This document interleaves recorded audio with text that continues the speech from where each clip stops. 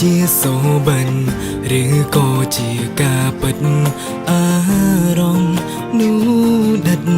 ដូចជាមានពិតមែនយកដៃស្ទាបមាត់ថានេះជាការពិតឬលេងស្នាមថាបដូចឈ្លក់វងវែងដែលជប់មាត់ខ្ញុំនៅឡើយស្នាមថាបមួយនោះដិនក្នុងបេះដូងខ្ញុំចង់ជួបម្ចាស់បងមុននោះណាដែលហ៊ានលួចថាខ្ញុំយ៉ាងច្បាស់មិនក្រែងចិត្តខ្ញុំឡើយនោះគឺជាសូបិនមិនអស្ចារ្យព្រោះវាដូចជាការពិតការផាំងពួននៅជាប់នឹងជាប់មាត់ជាប់ក្នុងចិត្តខ្ញុំនៅឡើយ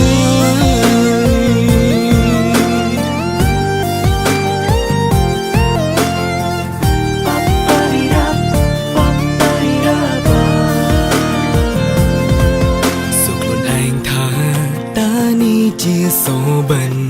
ឬក៏ជាការពិតអារម្មណ៍នោះដិតដូចជាមានពិតមែនយកដៃ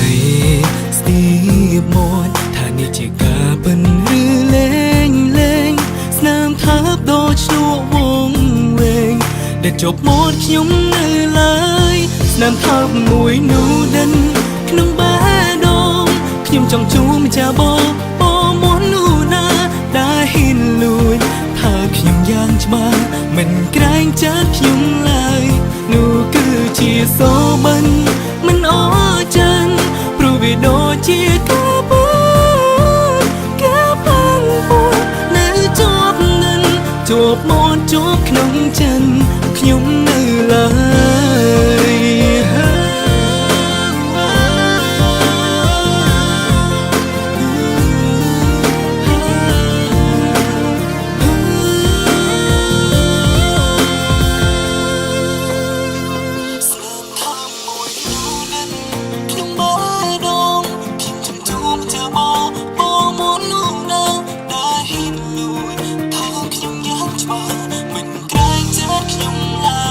នោះគឺជាសូបិន